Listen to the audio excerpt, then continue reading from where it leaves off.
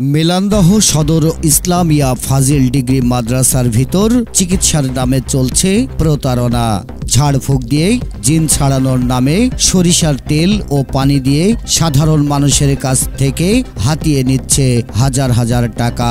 জামালপুর জেলা প্রতিনিধি আনোয়ার হোসেনের তথ্য ও ভিডিও চিত্রে দেখুন বিস্তারিত। জামালপুর মেলান্দহ সদর ইসলামিয়া ফাজিল ডিগ্রি মাদ্রাসার ভিতর কিন্ডারগার্টেন নুরানি শাখার শিক্ষক মাওলানা মোহাম্মদ শফিকুল ইসলাম ঝাড়ফুঁক দিয়ে জিন ছাড়ানোর নামে সরিষার তেল ও পানি দিয়ে সাধারণ মানুষের কাছ থেকে হাতিয়ে নিচ্ছে হাজার হাজার টাকা। বিষয়টি খতিয়ে দেখতে ঘটনাস্থলে গিয়ে উপস্থিত হয় বাংলা ৭১ টেলিভিশনের একটি অনুসন্ধানী টিম। ভিডিও করব বলেন আপনি সমস্যা কি? এখানে তো অন্য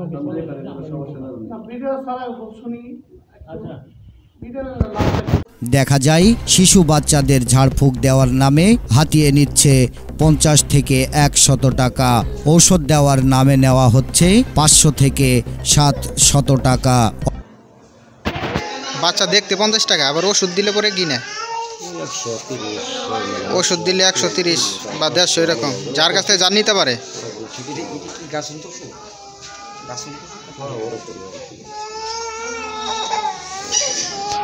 অত্র প্রতিষ্ঠানের অধ্যক্ষর কাছে জানতে চাইলে এ বিষয়ে তিনি অবগত রয়েছেন বলে গণমাধ্যমকে জানান।